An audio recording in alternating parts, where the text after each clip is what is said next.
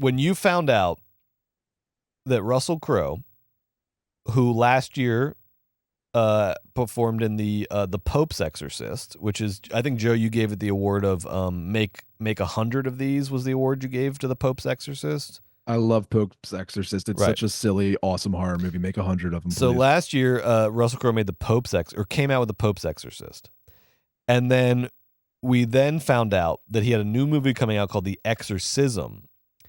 And then when we found out that the two movies were in no way related, that Russell Crowe was doing back-to-back exorcism movies that had no correlation to each other, I don't know if I've ever been more excited in my life, for a kind of film event. That Russell Crowe is at the point in his career where he can do two exorcism movies that have no correlation to each other. It's not the same franchise. It's not a sequel. There's no relationship. And we're asking ourselves, like, did he forget that he did like the other one? Like, is this like intentional somehow or like unintentional? What's going on here? So this movie, to me, was less of a movie and more of like a hilarious puzzle that I had to solve as to what happened here. Now, here's what I think happened, Joe. Can I give you my theory on this? Take me away. Because I was very disappointed very early on. I specifically did not read anything about The Exorcism. I didn't watch any trailers. I didn't want to know anything about it. I was very disappointed to find out within the first like 5-10 minutes that this is not like a fun horror movie. This is like somebody's like meta horror passion project thing. And I was like, oh, fuck. That's not what I wanted. I wanted Russell Crowe to do like two genre movies back to back that were both about completely exorcism. agree. And that's not what this was. So here's what's going on with The Exorcism. It was directed by a guy named Joshua Miller. And Joshua Miller is the son. He's a little frickin' Nepo baby. He is the son of the guy who played of Jason Miller, who played the priest in The Exorcist, who played the father, the main before Max von Sydow shows up. He's the original like priest in The Exorcist. So this is the son of that guy, right? And so he essentially made a movie that is like a behind the scenes retelling of The Exorcist, or a movie like The Exorcist. Because if you know your movie history, The Exorcist famously had a lot of like spooky shit, almost like Macbeth or something. Oh, sorry, the Scottish play. It had a lot of like spooky shit around kind of the making of it.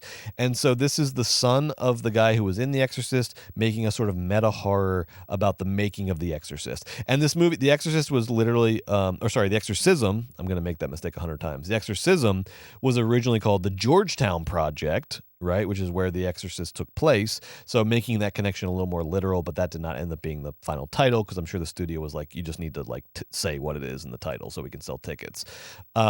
So it's like a meta horror about the making of The Exorcist. Russell Crowe plays this sort of like aging actor who had like addiction problems and kind of abandoned his wife as she was dying because of his addiction problems, and then now is trying to like resuscitate his career and reconnect with his daughter. And then so there's all this sort of meta thematics going on around that. What I think happened here, Joe, I'm not even really interested in reviewing the movie. It's just sort of like a boring miss of a movie that does have some fun performances. Russell Crowe's a fucking movie star. He can't help it. Adam Goldberg's in this. When's the last time you saw Adam Goldberg in anything? And he's just fully giving you Adam Goldberg. David Hyde Pierce is a lot of fun as a priest in this. So there's some fun performances. It's just sort of a boring nothing miss of a movie. But the bigger question is, why did Russell Crowe do these two, Pope's Exorcist and The Exorcism, back to back? Here's what I think happened.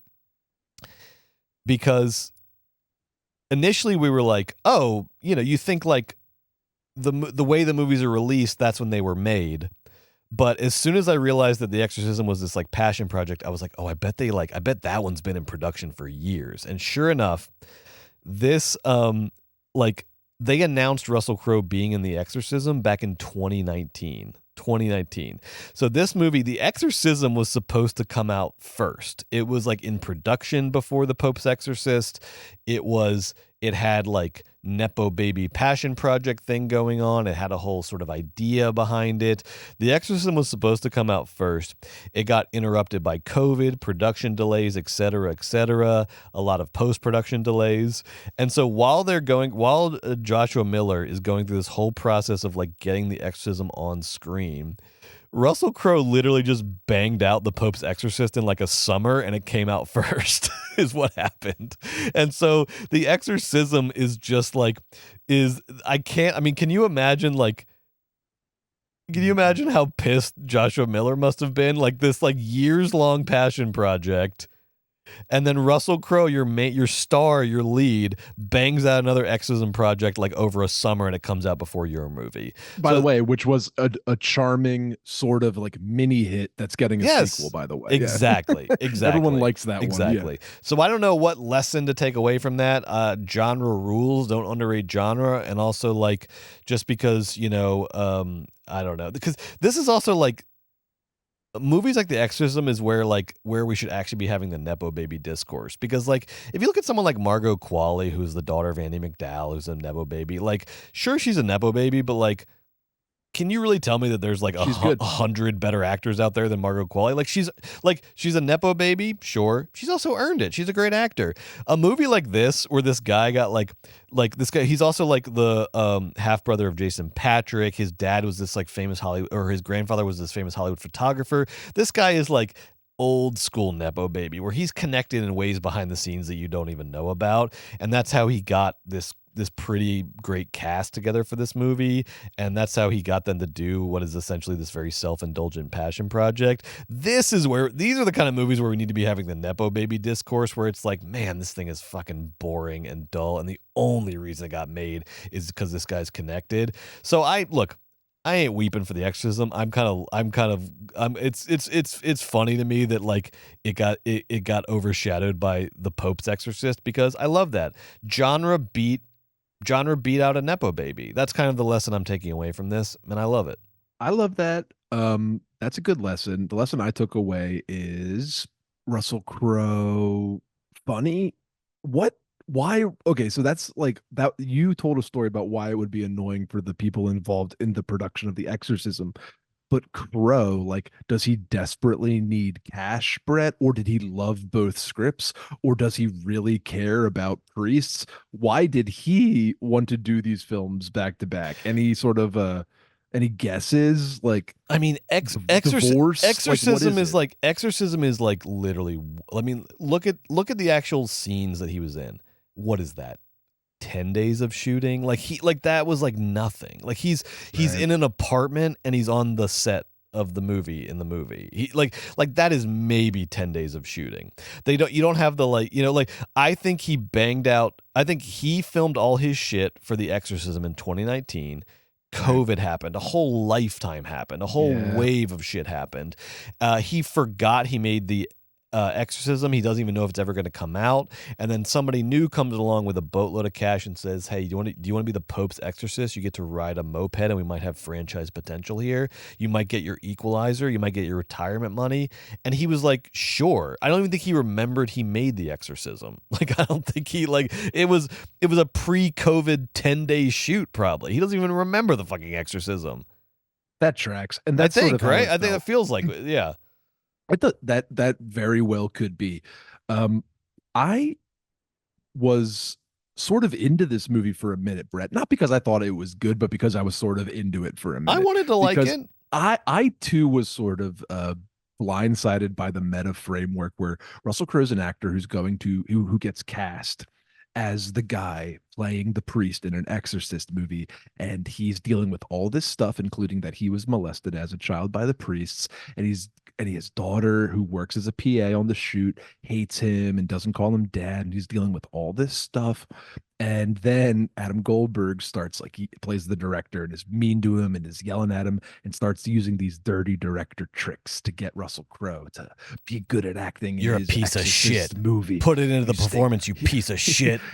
I paraphrase, but at one point he goes, I can't even say it in good faith on this podcast, but something along the lines of like, did those priests, fuck some good acting into you or Ooh. something like that. No, Sorry, Adam cut that out. Goldberg is. Sorry. But that's what we love at it. Like props to Adam Goldberg for always being the actor to nail those roles of like no one has leaned into being like the shittiest people ever on camera more than Adam Goldberg, and he nails it every time. He's fun. He's David so Hyde fun. Pierce plays the like dude. He's great. He's great. He plays the priest on set who's sort of the priest advisor for the Right. film.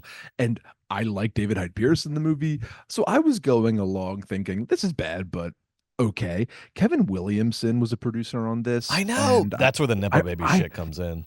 And I was like, for the first 30, 40 minutes, I was like, man, maybe they should have gotten this crew to direct the next Scream or something, because maybe the Kevin Williamson tree has some juice on it. Because my whole thing is I hate the new Screams. I think they stink. So I was kind of into this movie. And then something happened that I was like, okay, I need to stop. I need to mentally sort of like recalibrate for the second half of this film. There was one part of Brett, I forget what the circumstance was, but a character is walking through darkness but they're holding like a giant Fresnel light instead of like a flashlight to like light the scene. And I was like, this is brazen. This wouldn't even be in a student film. He's so brazenly holding a giant Fresnel light to light his face for this scene instead of appropriately sort of making this realistic. And I just said, okay, this is getting a little too silly for me, kind of bad. It's a jump scare palooza.